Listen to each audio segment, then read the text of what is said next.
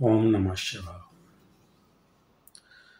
ମୁଁ ଜ୍ୟୋତିର୍ବିଦ ଓ ଲେଖକ ପ୍ରଫେସର ରୁଦ୍ରପ୍ରସନ୍ନ ମହାପାତ୍ର ଭୁବନେଶ୍ୱର ଓଡ଼ିଶାରୁ କହୁଛି। ଆଜି ଯେଉଁ ବିଷୟ ସମ୍ବନ୍ଧରେ ଆମେ ଚର୍ଚ୍ଚା କରିବା ତାର ନାଁଟି ହେଲା ଉଚ୍ଚ ଭଙ୍ଗ। ଆପଣମାନେ ସମସ୍ତେ ନୀଚ ଭଙ୍ଗ ବିଷୟରେ ଶୁଣିଥିବେ। କୁହାଯାଏ ଯେ ନୀଚ ଭଙ୍ଗ ରାଜଯୋଗ। ସବୁବେଳେ ନୀଚ ଭଙ୍ଗଟା ରାଜଯୋଗ ହୁଏନି, କିନ୍ତୁ ଯେଉଁଠି ନୀଚ ଭଙ୍ଗ ହେଇଯାଏ ସେତେବେଳେ ଲୋକ ଭାରି ଖୁସି ହେଇଯାଆନ୍ତି, ଯାହା ହଉ ମୋର ନୀଚ ଭଙ୍ଗ ହେଇଗଲା। ଯେମିତିକି ସେଇ ଗ୍ରହଟି ଯଦି ନବାଂଶର ଉଚ୍ଚ ଭାବରେ ରହିଲା କିମ୍ବା କୌଣସି ଉଚ୍ଚ ଗ୍ରହ ଦ୍ୱାରା ଯୁକ୍ତ କିମ୍ବା ଦୁଷ୍ଟ ହେଲା, ସେଟାକୁ ଆମେ କହୁ ନୀଚ ଭଙ୍ଗ। ଠିକ୍ ସେଇଭଳିଆ ଆମେମାନେ ବହୁତ ଖୁସି ହେଇଯାଆନ୍ତି ଯେତେବେଳେ ଗୋଟେ ଗ୍ରହ ଉଚ୍ଚ ହେଇଯାଏ। କିଛି ଖୁସି ହେବାର ଆବଶ୍ୟକତା ନାହିଁ, କାରଣ ଆପଣମାନେ ମୋକ୍ଷ ଆଡ଼କୁ ଗତି କରୁନାହାନ୍ତି। ଉଚ୍ଚ ଗ୍ରହ ଆପଣଙ୍କର ମୋକ୍ଷଗାମୀ ହେବାର ସନ୍ଦେଶ ଦିଏ ଯେ ଆପଣ ଏଇ ଗ୍ରହ ସମ୍ବନ୍ଧିତ କର୍ମଗୁଡ଼ା ସାରି ଦେଇଛନ୍ତି, ଅନ୍ୟ ଗ୍ରହ ସମ୍ବନ୍ଧିତ କର୍ମ ସାରି ଦିଅନ୍ତୁ, ତାପରେ ଆପଣଙ୍କର ଆତ୍ମାର ସଦ୍ଗତି ହେଇଯିବ। କିନ୍ତୁ ଯଦି ଉଚ୍ଚ ଗ୍ରହ ରହିଗଲା ଦ୍ୱିତୀୟ ଭାବରେ, ଏକାଦଶ ଭାବରେ, ଲୋକ ସେଠୁ ସାଙ୍ଗେ ସାଙ୍ଗେ ମୋତେ ବହୁତ ପଇସା ମିଳିଯିବ, ସେମିତି ହୁଏନି। ଯଦିও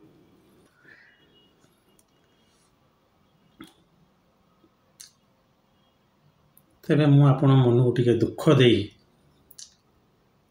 ଗୋଟେ ବିଷୟ ଆରମ୍ଭ କରୁଛି, ସେ ହେଲା ଉଚ୍ଚ ଭଙ୍ଗ। ଯେମିତି ଆପଣଙ୍କର ନୀଚ ଭଙ୍ଗ ହୁଏ, ଠିକ୍ ସେଇଭଳିଆ ଉଚ୍ଚ ଭଙ୍ଗ ବି ସମ୍ଭବ।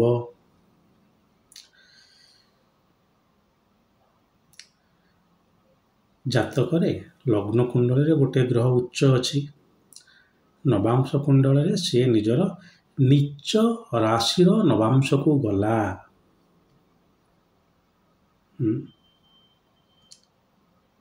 ବୃହସ୍ପତି ମକରର ନବାଂଶକୁ ଗଲା, କିନ୍ତୁ ଲଗ୍ନ କୁଣ୍ଡଳରେ କର୍କଟରେ ଅବସ୍ଥାପିତ। ଆମେ କହିଲେ ଉଚ୍ଚ, କିନ୍ତୁ ନବାଂଶରେ ନୀଚ ହେଇଗଲେ, ତ ଏଟାକୁ କୁହାଯାଏ ଉଚ୍ଚ ଭଙ୍ଗ। ଆପଣ ଶାସ୍ତ୍ରରେ ହୁଏତ ବେଶୀ କିଛି ଆର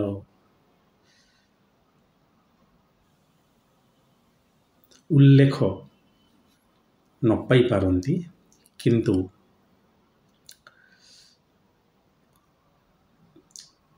ଯଦି ଆମେ ଦୈନନ୍ଦିନ ନିଜର ଜ୍ୟୋତିଷ ବିଦ୍ୟାର ଅଭ୍ୟାସଗତ ଶୈଳୀରେ ଆକୁ ଆପଣ ଅନୁଭବ କରିପାରିବେ ଯେ ଗୋଟିଏ ଗ୍ରହ ନବାଂଶରେ ଯଦି ନୀଚ ହୋଇଯାଏ, ତାହେଲେ ତାର ଲଗ୍ନ କୁଣ୍ଡଳୀରେ ଥିବା ଉଚ୍ଚ ଗୁଣଟା ଭଙ୍ଗ ହେଇଯାଏ। ଠିକ୍ ସେଇଭଳିଆ ଯଦି ନୀଚ ଗ୍ରହ ଦ୍ୱାରା ଯୁକ୍ତ କିମ୍ବା ଦୃଷ୍ଟ ଅଛି, ଦେଖନ୍ତୁ ଏଇଠି ଗୋଟିଏ ମୁଁ ଆପଣଙ୍କୁ ଜ୍ୟୋତିଷ ବିଦ୍ୟାର ଗୋଟେ ସୂତ୍ର କହି ରଖୁଛି, ଟେକ୍ନିକ୍। ଆପଣଙ୍କର ଗୋଟିଏ ଗ୍ରହ ଯଦି ଲଗ୍ନ କୁଣ୍ଡଳୀରେ ଉଚ୍ଚ ଭାବରେ ଅବସ୍ଥାପନ କରିଥାନ୍ତି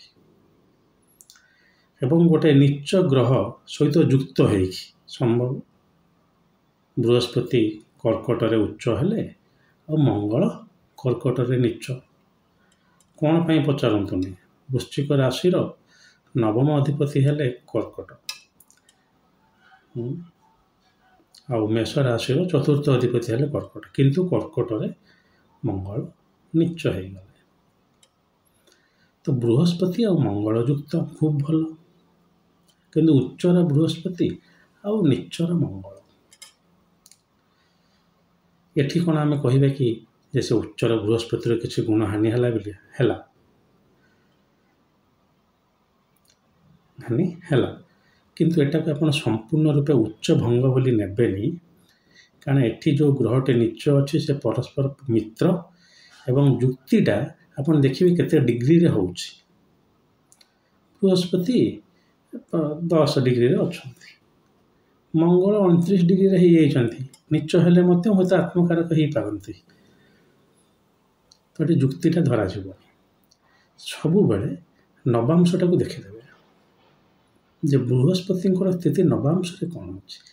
ନବାଂଶରେ ଯଦି ନିଜର ନିଚ ନବାଂଶକୁ ଯାଇଛନ୍ତି କିମ୍ବା ଅନ୍ୟ କୌଣସି ଗୋଟିଏ ନିଚ ଗ୍ରହ, ବୃହସ୍ପତି ତାଙ୍କର ଶତ୍ରୁ ଭାବରେ ଥାଇପାରନ୍ତି କିମ୍ବା ଅନ୍ୟ କୌଣସି ଯେକୌଣସି ଭାବରେ ଥାଇପାରନ୍ତି, କିନ୍ତୁ ଅନ୍ୟ କୌଣସି ଗୋଟେ ନିଚ ଗ୍ରହ ଭାବି ନିଅନ୍ତୁ, ସେଇ ବୃହସ୍ପତିଙ୍କର ଶତ୍ରୁ ଆପଣ ଶୁକ୍ରକୁ ଧରନ୍ତୁ। ଶୁକ୍ର ନିଚ ଅବସ୍ଥାରେ ଥାଇକି ସେ ଦୃଷ୍ଟି ଦେଉଛନ୍ତି ବୃହସ୍ପତିଙ୍କୁ।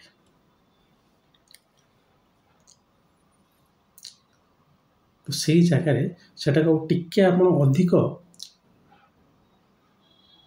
ଓଜନ ଦେବେ ଯେ ନାହିଁ, କାରଣ ନବାଂଶଟା ହେଲା ଆପଣଙ୍କର ମୁଖ୍ୟ କୁଣ୍ଡଳୀ।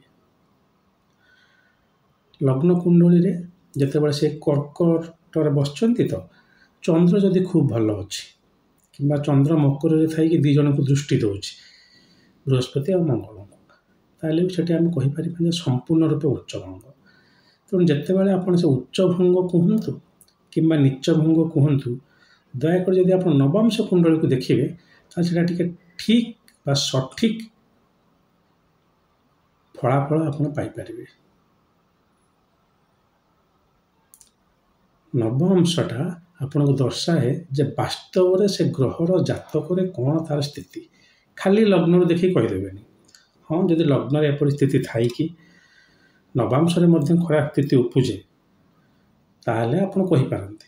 କିନ୍ତୁ ସାଧାରଣତଃ ଲଗ୍ନରେ ଯଦି ଗୋଟେ ଗ୍ରହ ଉଚ୍ଚ ଥାଏ, ତାର ଆମେ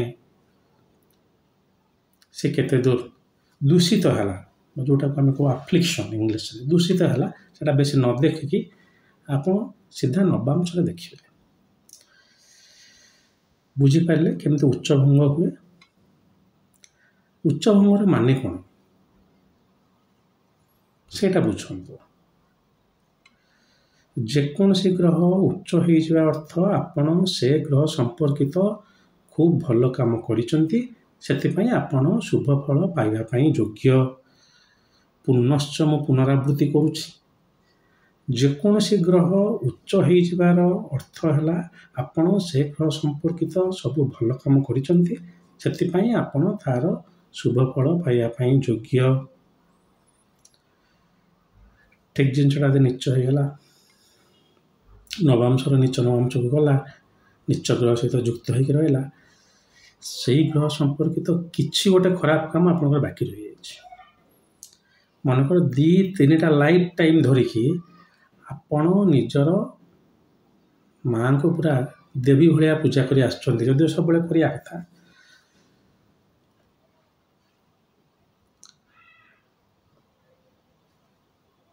ଚନ୍ଦ୍ର ଉଚ୍ଚ ହେଇଗଲେ ତ ନବାଂଶରେ ଗୋଟେ ନିଚ ଗ୍ରହଙ୍କ ସାଙ୍ଗରେ ଯୁକ୍ତିରେ ରହିଗଲେ, ଅର୍ଥାତ୍ ଆପଣ କିଛି ଗୋଟେ ମାଙ୍କର ଅଭିଶାପ ରହିଯାଇଛି ଆପଣଙ୍କ ଉପରେ। ତା ମାନେ ହେଲା ଏଇଆ।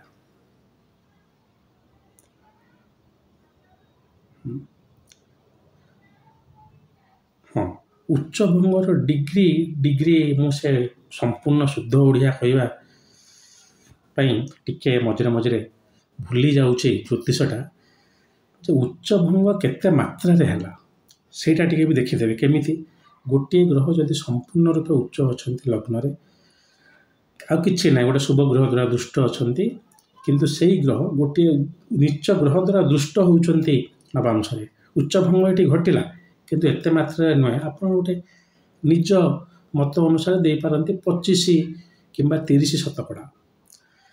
କିନ୍ତୁ ଯଦି ସେହି ଉଚ୍ଚ ଗ୍ରହଟି ନିଜ ନବାଂଶରେ ନିଚ ନବାଂଶକୁ ଗଲା ଏବଂ କୌଣସି ଗୋଟେ ଶତ୍ରୁ ଗ୍ରହ ଯୁକ୍ତିରେ ବସିଲା, ଆଉ କେଉଁ ନିଚ ଗ୍ରହ ତାଙ୍କୁ ଦୃଷ୍ଟି ଦେଲା, ଏଠି ଆପଣ କହିବେ ଉଚ୍ଚଭଙ୍ଗଟା ବହୁତ ଜୋର ହେଇଗଲା, ମାନେ 80% ନଷ୍ଟ ହେଇଗଲା ତାର ଭଲ ଗୁଣ। ବୁଝିପାରୁଛନ୍ତି ମୋ କଥା? ତ କେତେ ମାତ୍ରାରେ ଉଚ୍ଚଭଙ୍ଗ ହେଲା ସେଇଟା ଆପଣ ଗ୍ରହର ସ୍ଥିତି ଲଗ୍ନ କୁଣ୍ଡଳୀରେ ଆଉ ନବାଂଶ ଦେଖିକି ଜାଣିପାରିବେ। ତେବେ ଯେକୌଣସି ଜାଗାରେ ସେ ଅଧିକ ହେଉ କିମ୍ବା କମ୍ ହେଉ, ତା ଅର୍ଥ ହେଲା ଏଇଆ, ଭଲ କାମ ସହିତ ପାପ କର୍ମ ଟିକେ ଯୋଡ଼ି ହେଇଯାଇଛି। ତେଣୁ ଭଗବାନଙ୍କ ନିର୍ଦ୍ଦେଶ କ'ଣ? ସେଇ ପାପ କର୍ମଟାକୁ ଆଗ ସୁଧାରନ୍ତୁ ଆଉ କ'ଣ। ଏବଂ ଉଚ୍ଚ ଥିବା ଗ୍ରହ ଯଦି ନବାଂଶର ଦ୍ୱାଦଶ ଭାବକୁ ଯାଇଥାଏ, ଏଠି ବା ନବାଂଶ କୁଣ୍ଡଳୀରେ ଦ୍ୱାଦଶ ନବାଂଶକୁ ସେ ଯାଇଥାଏ। ନବାଂଶ କୁଣ୍ଡଳୀରେ ତ ଗୋଟିଏ ଭାବ ଗୋଟିଏ ଗୋଟିଏ ନବାଂଶ। ହଁ, ଯଦି ସିଏ ଆପଣ ଯଦି ଗୋଟିଏ ନବାଂଶ କୁଣ୍ଡଳୀରେ ସମ୍ପୂର୍ଣ୍ଣ ଡିଗ୍ରୀ ବୋଲି ଭାବିବେ 30 ଡିଗ୍ରୀ, ତେଣୁ ଆପଣ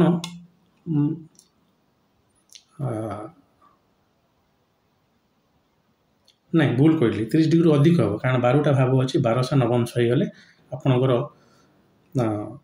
10ଟା ଗୋଟେ ନବାଂଶ ହେଲା, 3ଟା ନବାଂଶ ହେଲା 10 ଡିଗ୍ରୀ, ତାହେଲେ 9ଟି ନବାଂଶ ହେଲେ 30 ଡିଗ୍ରୀ, ଆଉ 4 12 କହିଲେ ଆପଣଙ୍କର 40 ଡିଗ୍ରୀ ହେଇଗଲା। ତ ସେଇ ଯେଉଁ ନବାଂଶ କୁଣ୍ଡଳୀର ସମ୍ପୂର୍ଣ୍ଣ ଡିଗ୍ରୀ ଆସିଲା, ସେଟା ଶେଷ ଭାବ ନବାଂଶ କୁଣ୍ଡଳୀର ଯଦି ରୁହେ ଯେକୌଣସି ଗୋଟେ ଗ୍ରହ, ସିଏ ବି ତା କାରକତ୍ୱ ହରାଇବ। ତେଣୁ ଆପଣ ଦେଖିବେ ଉଚ୍ଚ ଥିବା ଗ୍ରହଟି ଲଗ୍ନ କୁଣ୍ଡଳୀରେ ନବାଂଶରେ ଦୂଷିତ ନାହିଁ ତ, ଯଦି ଅଛି ଆପଣ ସେ ଅନୁସାରେ ମାପି ନେବେ କେତେ ମାତ୍ରାରେ ତାର ଉଚ୍ଚ ବଳ ସେ ହରାଇଲା। ଆଉ ଉଚ୍ଚ ବଳ କହିବେନି, ଉଚ୍ଚ ଭଙ୍ଗ ହେଲା। ଉଚ୍ଚ ବଳ ତ ସେ ଲଗ୍ନରେ ହିଁ ହରାଇବ, ଲଗ୍ନରେ ହିଁ ପାଇବ, ଲଗ୍ନ କୁଣ୍ଡଳୀରେ ଯଦି ହେଲା ତା ଅର୍ଥଟା ହେଲା ଏଇଆ, ଆପଣ ଭଲ କାମ କରିଛନ୍ତି, ସେ ଖରାପ, ଆଗ ସେଇ ଜିନିଷଟାକୁ ସୁଧାରି ଦିଅନ୍ତୁ, ଦେଖିବେ ସେ ଗ୍ରହର ଫଳ ସାଙ୍ଗେ ସାଙ୍ଗେ ଭଲ ମିଳିବ। ଯେତେବେଳେ ଆପଣ ଉପଚାର କରୁଛନ୍ତି, ଯଦି ଉଚ୍ଚ ଭଙ୍ଗ ଗୋଟେ ଗ୍ରହ ହେଇଯାଇଛି, ଆଉ ଆଗରୁ ଯେମିତି ମୁଁ କହି ରଖିଛି ବକ୍ରି, ତ ସେଇଟା ଆପଣଙ୍କର ଅଦୃଢ଼ କର୍ମକୁ ଦର୍ଶାଏ। ଅଦୃଢ଼ କର୍ମ ମାନେ ଯେଉଁଟା ଆପଣ କଲେ ଫଳ ପାଇବେ। ବକ୍ରି ଗ୍ରହ ଯଦି ଅଛି ଗୋଟେ ଗ୍ରହ, ଆପଣ ସେଇ ଭାବି ନିଅନ୍ତୁ ସେଇ ବୃହସ୍ପତି ବକ୍ରି ହେଇକି ଦ୍ୱିତୀୟ ଭାବରେ ବସିଛନ୍ତି, ଆପଣ ଯଦି ଅଧିକ ମାନେ ପଢ଼ାପଢ଼ି କରିବେ, ଜ୍ଞାନ ଅର୍ଜନ କରିବାରେ ଆଗେ ଆପଣ ଦେଖିବେ ସେଇଟା ଆପଣ ଧନ ବି ଆଣିକି ଦେବ, କିନ୍ତୁ ସେଇଟା ଟିକେ କଷ୍ଟ ହେଇପାରେ।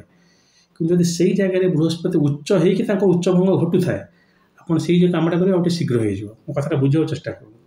ବକ୍ରି ଗ୍ରହ ଟିକେ ଡେରିରେ ହୁଏତ ଆପଣ ଫଳ ଦେବ, କିନ୍ତୁ କର୍ମ କଲେ ଫଳ ମିଳିବ। ଉଚ୍ଚ ଭଙ୍ଗ ଯଦି ହେଉଥିବ, ସେ ଜାଗାରେ କର୍ମ କଲେ ଫଳ ମିଳିବ। ଉଚ୍ଚ ଭଙ୍ଗ ବି ଗୋଟେ ପ୍ରକାର ଆପଣଙ୍କର ଅଦୃଢ଼ କର୍ମକୁ ହିଁ ଦର୍ଶାଏ। ମୁଁ ଆଗରୁ ବହୁତ ଗ୍ରହରେ କହି ରଖିଥିଲି, ଇଂରାଜୀ ଭିଡ଼ିଓ ବା ଚଳଚ୍ଚିତ୍ରରେ କି କହିପାରୁନି, ଯେ ଦୃଢ଼ କର୍ମ ଆଉ ଅଦୃଢ଼ କର୍ମ। ତ ବକ୍ରି ଗ୍ରହ, ଉଚ୍ଚଭଙ୍ଗ ହେଉଥିବା ଗ୍ରହ, ଏଇସବୁ ଗ୍ରହ ଗୁଡ଼ା ଆପଣ ସାଙ୍ଗେ ସାଙ୍ଗେ ଯେକୌଣସି ଲୋକ ଆପଣଙ୍କ ପାଖକୁ ଆସୁଥିବେ, ଆପଣ ସେ ସମ୍ପର୍କିତ କର୍ମ କରିବାକୁ ତାକୁ କହିଯିବେ। ଶନି ଗୋଟେ ଜାଗାରେ ବକ୍ରି ହେଇକି ଅଛନ୍ତି ସପ୍ତମ ଭାବରେ, ବେପାରରେ ଆପଣ ବିଲକୁଲ ଅସୁବିଧା କରନ୍ତୁ ନାହିଁ। ଶନି ଉଚ୍ଚ ଅଛନ୍ତି, ତୁଳାରେ ଅଛନ୍ତି, କିନ୍ତୁ ଉଚ୍ଚ ଭଙ୍ଗ ହେଇଯାଉ ତାଙ୍କର, ସେଠି ଆପଣ କହିବେ ବେପାର ଆପଣ ନ୍ୟାୟବାନ ରୁହନ୍ତୁ, ସଚ୍ଚୋଟ ରୁହନ୍ତୁ, ଅନେଷ୍ଟ ଯେଉଁଟା କୁହାଯାଏ, ହେଲେ ଆପଣଙ୍କର ସେଇଟା ବୃଦ୍ଧି ଘଟିବ। କାରଣ ସେଇ କର୍ମଟା କରିବା ପାଇଁ ଆପଣଙ୍କୁ ଭଗବାନ ନିର୍ଦ୍ଦେଶ ଦେଉଛନ୍ତି ସେଇ ଗ୍ରହ ମାଧ୍ୟମରେ। ଏଇଆ ତ, ଗ୍ରହ ନିଜେ କିଛି କରୁନାହାନ୍ତି। ତେଣୁ ଏଇ ହେଲା ଉଚ୍ଚଭଙ୍ଗ। ଉଚ୍ଚଭଙ୍ଗଟାକୁ ସବୁବେଳେ ଦେଖୁଥିବେ, ଖାଲି ତାଳପତ୍ରଟା ଦେଖିଦେଲେ ଓ କି ସୁନ୍ଦର ହେଇଛି, ଆପଣଙ୍କ ଜାତକରେ ବୃହସ୍ପତି ଉଚ୍ଚ ହେଇଗଲା, ନବାଂଶ ବୃହସ୍ପତି ଉଚ୍ଚ ହେଇଗଲା, ପିଲା ପାଠ ପଢ଼ୁନି। ପାଠ ତ ପଢ଼ିବା ଦୂର କଥା, ପାଠ ସେ କେତେଦୂର ପଢ଼ିବ, ମନେ ରଖିବ, ସେ ତାର ବୁଦ୍ଧ ଉପରେ ନିର୍ଭରଶୀଳ। କିନ୍ତୁ ପାଠ ପଢ଼ିବା ପାଇଁ ଜିଜ୍ଞାସା, ଯେଉଁଟା ଗୋଟେ ସବୁବେଳେ ବୃହସ୍ପତି ଯେଉଁଟା ଥାଏ, ସେଟା କୁହାଯାଏ ଯେ ଇଣ୍ଟରେଷ୍ଟ ଫର୍ ନଲେଜ, ଜିଜ୍ଞାସା, ସେଇଟା ହିଁ ନାହିଁ। ଆଉ ବୃହସ୍ପତି କ'ଣ ଉଚ୍ଚ ହେଇଗଲା। ତେବେ ଛାଡ଼ନ୍ତୁ, ଆପଣ ଆଶା କରି ଆପଣ ବୁଝିପାରିଥିବେ ମୁଁ ଯାହା କହିଲି। ସମାନ ଚଳଚ୍ଚିତ୍ରଟି ମୁଁ ଇଂରାଜୀରେ ଏବଂ ହିନ୍ଦୀରେ କରି ରଖିଛି, ଯଦି ଆପଣ ତାକୁ ଦେଖିସାରିଛନ୍ତି ତାହେଲେ କିଛି ଆବଶ୍ୟକତା ନାହିଁ ଏଇ ଭିଡ଼ିଓ।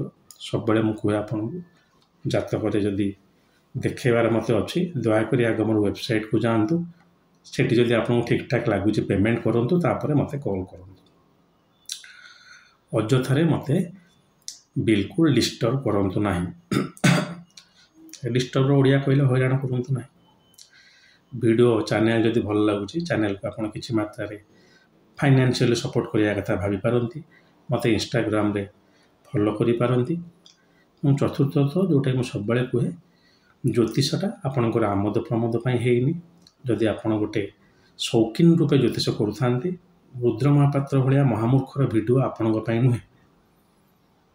ଆପଣ ଯଦି ଜ୍ୟୋତିଷ ହେବାକୁ ଚାହୁଁଛନ୍ତି, ଜ୍ୟୋତିଷରେ କିଛି ଲେଖାଲେଖି କରୁଛନ୍ତି, ସମ୍ପୂର୍ଣ୍ଣ ରୂପେ ନିଜ ଜୀବନଟାକୁ ଜ୍ୟୋତିଷ ପ୍ରତି ଦେଇଛନ୍ତି, ଯେ ମୁଁ ଜଣେ ଜ୍ୟୋତିଷ ହେବି, ପଢ଼ିବି, ଲେଖିବି, ଯଦି ବି ମୁଁ ଆଜି ଗୋଟେ ସରକାରୀ ଚାକିରିରେ ଅଛି ଏବଂ ମୁଁ ଜାଣିଛି ଯେ ଜ୍ୟୋତିଷରେ ରୋଜଗାର ନାହିଁ ତ ରୋଜଗାର ଆଉ କ'ଣ, ରୋଜଗାର ନାହିଁ, ତେଣୁ ମୁଁ କାହିଁକି ଚାକିରି ଛାଡ଼ିକି କରିବି।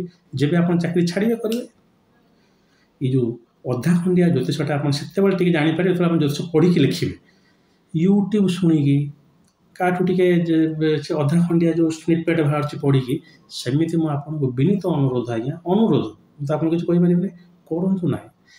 ଏଭଳିଆ ଗୋଟେ ମହାନ ବିଦ୍ୟାର ଏଇଟା ଗୋଟେ ସବୁ ବଡ଼ ମାନେ ବଦନାମ ବା ଗୋଟେ ଖରାପ କଥା ଏଇଟା ଏମିତି କରିବା। ଏବଂ ଏଇଟା ଆପଣ କେବଳ ଜ୍ୟୋତିଷ ପାଇଁ ନୁହେଁ, ନିଜର ସମୟ ବି ନଷ୍ଟ କରୁଛନ୍ତି। ଆପଣ କେବେ ବି ସଠିକ୍ ଆକଳନ କରିପାରିବେ ନାହିଁ, ନା ହିଁ ଜ୍ୟୋତିଷର ମଜା ଆପଣ ନେଇପାରିବେ। ହଉ, ଆଜି ପାଇଁ ଏତିକି। ଯଦି ମହାଦେବ ଚାହାନ୍ତି ତାହେଲେ ଆଉ ଗୋଟେ ଭିଡ଼ିଓ ନେଇ ଖୁବ୍ ଶୀଘ୍ର ଆପଣଙ୍କ ପାଖରେ ଉପସ୍ଥିତ ହେବି। ଆଜି ପାଇଁ ଆଜ୍ଞା ଦିଅନ୍ତୁ। ଓମ୍ ନମଃ ଶିବାୟ।